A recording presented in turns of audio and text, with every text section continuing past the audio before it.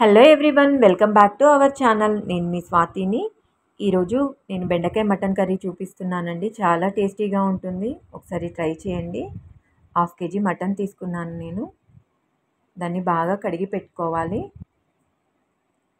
ఇప్పుడు ఇందులో 4 table spoon కారం వేసుకోవాలి, 2 టేబుల్ స్పూన్ ధనియా పౌడర్ వేసుకోవాలి, రుచికి సరిపడినంత ఉప్పు వేసుకోండి, 1 టేబుల్ స్పూన్ అల్లం వెల్లుల్లి పేస్ట్ వేసుకోవాలి, 1/2 స్పూన్ పసుపు వేసుకోవాలి.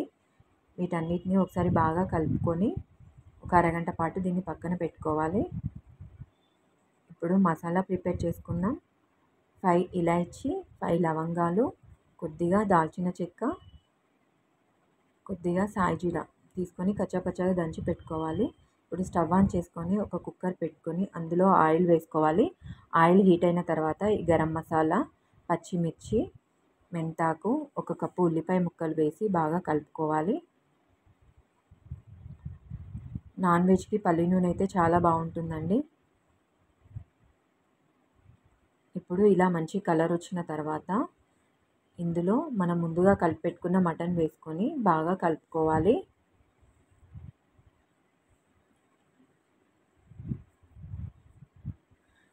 ఇప్పుడు మూత పెట్టి ఒక 10 మినిట్స్ మగ్గనివ్వాలండి. ఇలా ఆయిల్ పైకి వచ్చిన తర్వాత అందులో 1 కప్పు వాటర్ వేసుకోవాలి.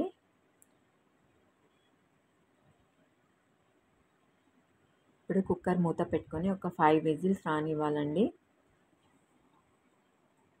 ఇలా ఉడికిపోయిన మటన్లో ఒక 10 బెండకాయ ముక్కలు, నేను బెండకాయలు తీసుకున్నాను 10, అవి ఇలా ముక్కలుగా కట్ చేసుకొని వేసుకోవాలి.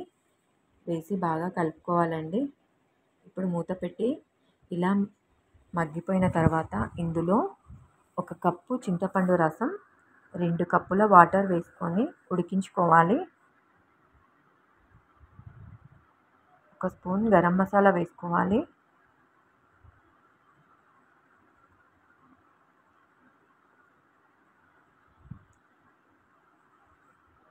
ఇప్పుడు ఇందులో కొద్దిగా కొత్తిమీర ఆకు వేసుకోవాలి.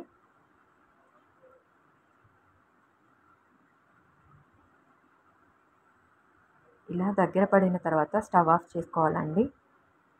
ఇంతే, ఎంతో సింపుల్గా బెండకాయ మటన్ కర్రీ రెడీ అండి. చాలా టేస్టీగా ఉంటుంది.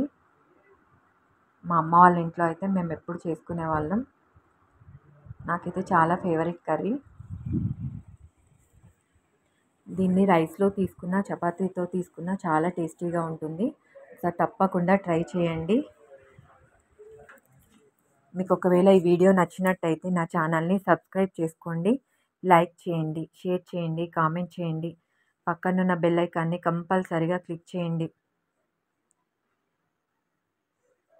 చాలా అంటే చాలా టేస్టీగా ఉందండి. ఒకసారి అయితే తప్పకుండా ట్రై చేయండి. Thank you.